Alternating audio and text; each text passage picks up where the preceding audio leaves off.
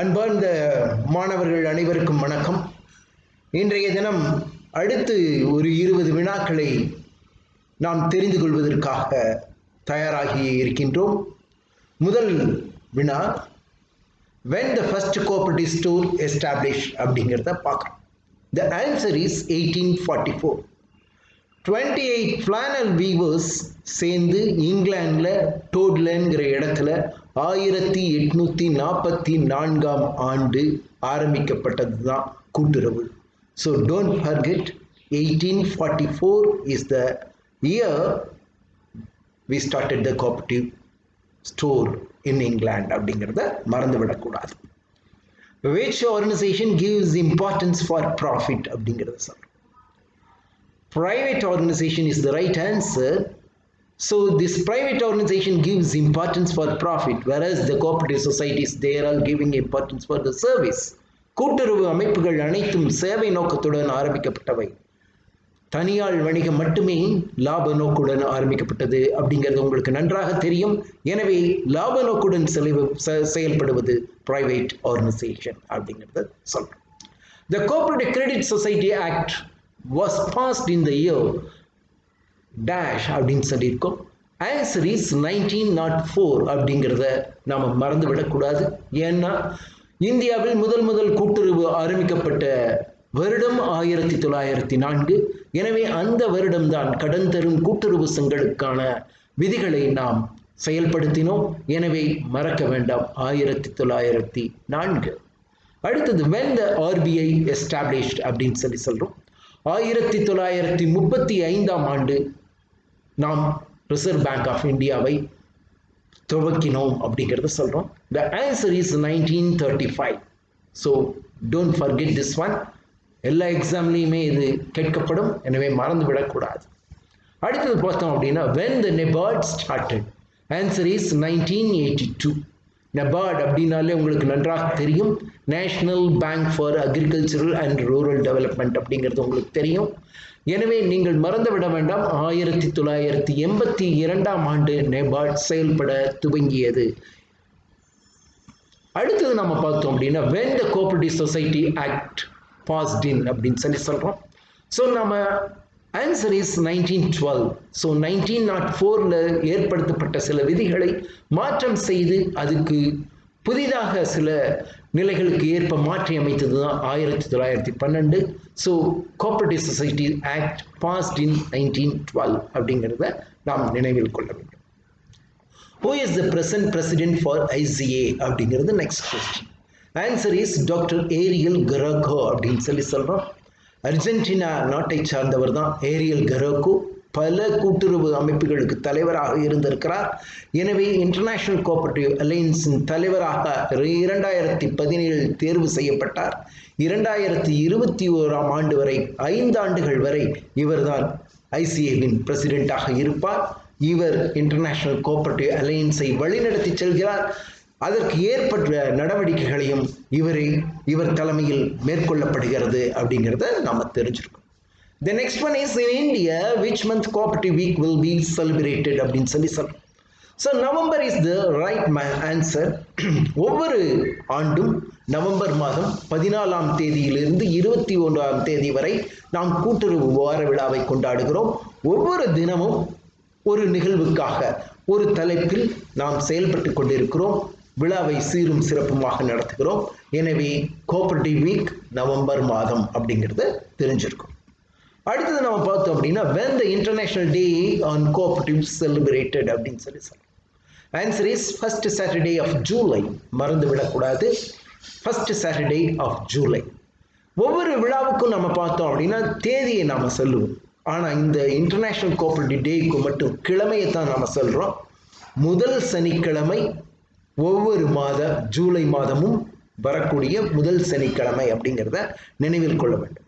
So ஆண்டுக்கு ஒரு முறை ஜூலை மாதம் வருகிறது. அந்த முதல் வாரத்தில் வரக்கூடிய சனிக்கிழமை நாம் இன்டர்நேஷனல் கோஆபரேட்டிவ் டேவாக கொண்டாடுகிறோம். அடுத்தது நம்ம பார்த்தோம் அப்படின்னா வாட் இஸ் எஸ்டிஜி அப்படின்னு சொல்றோம். இதோட எக்ஸ்பான்ஷன் ஆன்சர் பார்த்தோம் அப்படின்னா சஸ்டைனபிள் டெவலப்மெண்ட் கோல்ஸ் அப்படின்னு சொல்றோம்.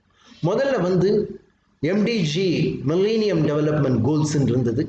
ஸோ அதை அடைவதற்காக இன்னும் பல கோல்ஸ் நோக்கங்களை ஏற்படுத்தினோம். அது பேர் தான் சஸ்டைனபிள் டெவலப்மெண்ட் கோல்ஸ். இது 2030ஆம் ஆண்டு இந்த அனைத்து கோல்ஸையும் நாம் அடைய வேண்டும், நிறைவடைய செய்ய வேண்டும் என்பதுதான் நம்மளுடைய நோக்கம். இது யுனைடெட் நேஷன்ஸ் ஆர்கனைசேஷனால் உருவாக்கப்பட்டது, வடிவமைக்கப்பட்டது. 195 நாடுகள் இணைந்து இதுக்கு ஒப்புதல் கொடுத்து இந்த நோக்கங்களை அடைவதற்காக அனைத்து காரியங்களையும் செய்து கொண்டு இருக்கின்றன. மக்களின் வளர்ச்சி, தேசத்தின் வளர்ச்சி, மக்களுக்கு மருத்துவம், சரியான மருத்துவம், தரமான கல்வி, ஊரக வளர்ச்சி போன்ற கொள்கைகளுக்காக இந்த எஸ்டிஜி இருக்கிறது. அதன் ஒப்புதலுடன், அதன் உறுதுணையுடன் நாம் பயணிக்கிறோம். அடுத்தது நாம பார்த்தோம் அப்படின்னா, which act classified limited and unlimited cooperative societies அப்படின்னு சொல்றோம். So unlimited liability, limited liability நமக்கு தெரியும். Answer is Act 1912 அப்படிங்கிறது சொல்றோம். So cooperative societies is classified as limited liability cooperative societies, unlimited liability cooperative societies. அப்படின்னா எந்த ஆண்டு அப்படின்னு பார்த்தோம்னா 1912 அப்படிங்கிறத நம்ம தெரிஞ்சுக்கலாம். In which country the commercial element of cooperative law is not enforced அப்படின்னு சொல்றோம். ஸோ கமர்ஷியல் எலிமெண்ட்டுங்கிறதையே நாம அதில் சொல்லாமையே நாம் கமர்ஷியல் நிறுவனமாக, அமைப்பாக செயல்பட்டு கொண்டிருக்கும் நாடு எதுன்னு கேட்டிருக்கோம். ஆன்சர் இஸ் டென்மார்க் அப்படின்னு சொல்றோம். Denmark is the right answer. The next one பார்த்தோம் அப்படின்னா, which govern the relationship between the society and its members அப்படின்னு சொல்றோம். Answer is பைலா. பைலா என்பது கூட்டுறவுக்கு மிகவும் முக்கியமான ஒரு செயலாகும். அது கண்டிப்பாக அவசியம், ஒவ்வொரு கூட்டுறவு நிறுவனத்திற்கும் தேவையாகும், அடிப்படை தேவையாகும் அப்படிங்கிறத நம்ம சொல்றோம்.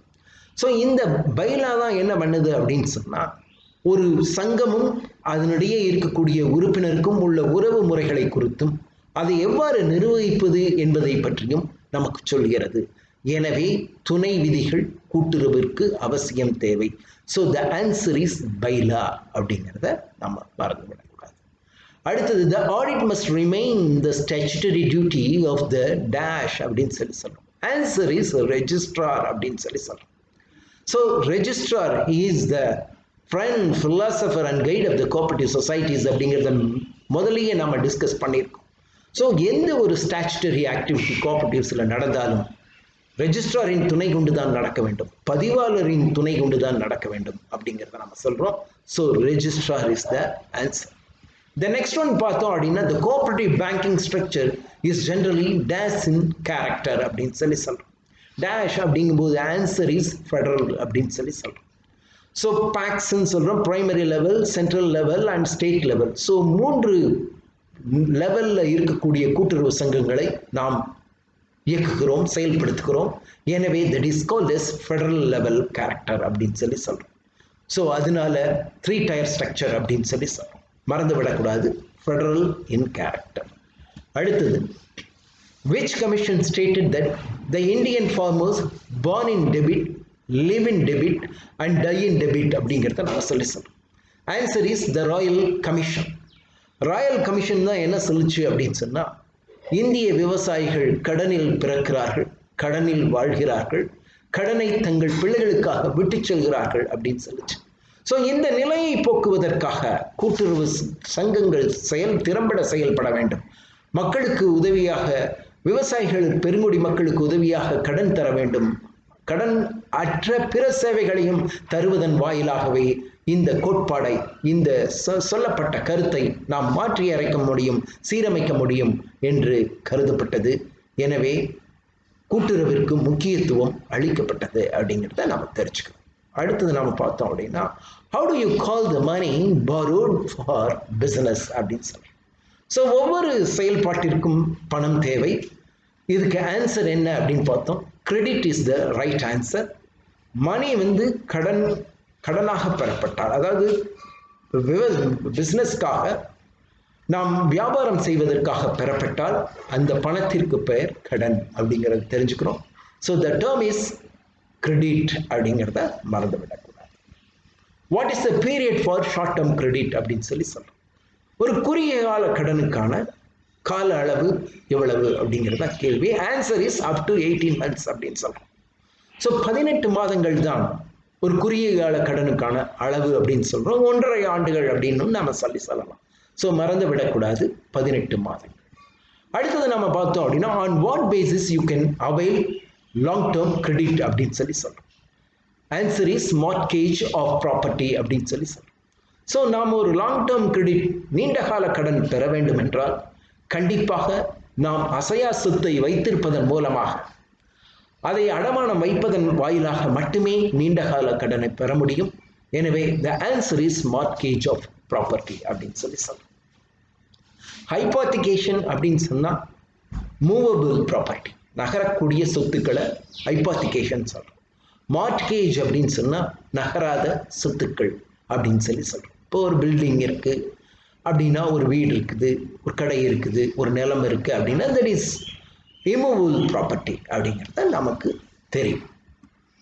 அடுத்தது நம்ம பார்த்தோம் அப்படின்னா who compile the cooperative credit societies act 10 of 1904 அப்படின்னு சொல்லி சொல்றோம். ஆன்சர் இஸ் சர் டெவில் இப்சன் அப்படின்னு சொல்லி சொல்றோம். ஸோ இந்தியாவிற்கு உகந்த கூட்டுறவு சட்ட விதிமுறைகள் எவ்வாறு இருக்க வேண்டும், அது எவ்வாறு இருந்தால் கூட்டுறவுக்கு உறுதுணையாகவும் மக்களுக்கு உறுப்பினருக்கு உறுதுணையாகவும் இருக்கும் என்பதனை நிர்மாணித்து சர் டெவில் இப்சன் என்பவரால் அந்த கூட்டுறவு சட்டங்கள் வரைமுறைப்படுத்தப்பட்டது அப்படிங்கிறத நம்ம பார்க்குறோம். So sir Devil Ibsen is the right answer. மாணவர்களே, உங்களுக்காக பல மணி நேரங்கள் செலவழித்து 20 வினாக்களை உருவாக்கி கொடுத்திருக்கிறேன். தொடர்ந்து இதனை கற்பதன் வாயிலாகவும் தொடர்ந்து பயிற்சியை மேற்கொள்வதன் வாயிலாகவும் மட்டுமே நாம் திறம்பட பரீட்சையை எழுத முடியும், எதிர்கொள்ள முடியும். எனவே மாணவர்கள் மீண்டும் மீண்டும் இதனை கேட்டு பார்த்து பயனடைய அன்புடன் வாழ்த்துகிறேன். அதே சமயம் மாணவர்கள் சப்ஸ்கிரைப் செய்வதன் வாயிலாக மட்டுமே நான் எப்பொழுது வினாக்களை வெளியிடுகிறேன் என்பதனை உங்களுக்கு தெரியப்படுத்த முடியும். எனவே மாணவர்கள் சப்ஸ்கிரைப் செய்யும்படி அன்புடன் கேட்டுக்கொள்கிறேன். மீண்டும் சந்திப்போம் நண்பர்களே. நன்றி.